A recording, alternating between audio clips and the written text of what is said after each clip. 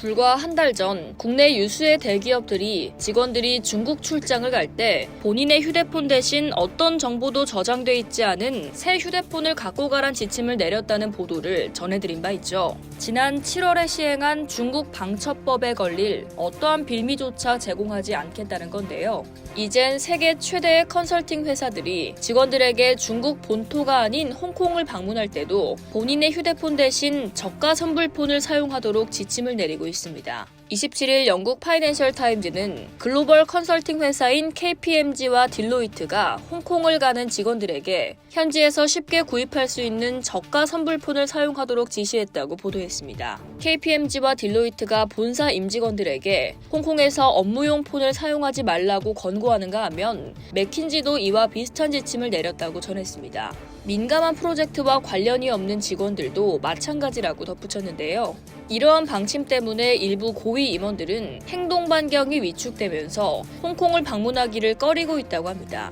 그동안 컨설팅사들은 항공우주, 반도체와 같이 보안에 민감한 산업에 대해서는 휴대폰과 노트북을 중국 본토로 가져가지 말라고 지시했는데요.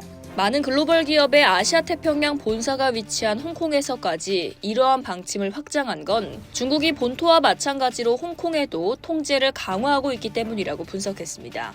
2020년 코로나 팬데믹 당시 중국은 홍콩에도 국가보안법을 적용해서 반자치적 지역이었던 홍콩에 대한 통제를 강화한 바 있죠. 이후 미국은 홍콩이 더 이상 본토와 다르게 대우받을 만큼 자율성이 없다며 특별 무역 지위를 취소했습니다. 특히 올해에는 홍콩의 데이터 및 반간첩법을 강화하기도 했습니다. 로펌 퍼킨스코이의 베이징 사무소 변호사 제임스 짐머만은 국가안보 문제에 대해 많은 이야기가 오가면서 홍콩에서도 신중을 기하는 것이 중요하다고 판단한 것이라고 밝혔는데요. 기업들이 직원들에게 별도의 전화기를 사용해야 하는 명확한 이유를 제시한 건 아니지만 일부 경영진들은 해킹 위험, 특히 고객에 대한 데이터에 접근할 수 있는 가능성을 우려하고 있다고 전했습니다. 중국이 간첩 행위에 대한 범위를 대폭 강화한 반간첩법 개정안을 지난 7월 시행한 만큼 자칫 간첩으로 몰리게 되는 상황을 사전에 방지하기 위한 대책으로도 풀이됩니다. 방첩법에 대한 정의가 워낙 넓고 모호하다 보니 중국이 사진 촬영과 저장이 가능한 휴대폰에 해당 법을 멋대로 적용할 수 있기 때문입니다.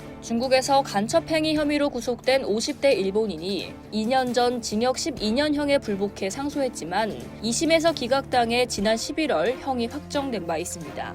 2015년 이후 간첩 혐의로 구속된 일본인은 최소 17명에 이릅니다. 마스다 야스히로 도쿄대 국제관계학 교수는 CNN에 중국 당국의 자의적 해석에 따라 누구든 간첩으로 몰리고 어떤 행동이든 국가안보에 대한 위협으로 간주될 수 있음을 시사한다고 지적했습니다. 이상 여의도TV였습니다.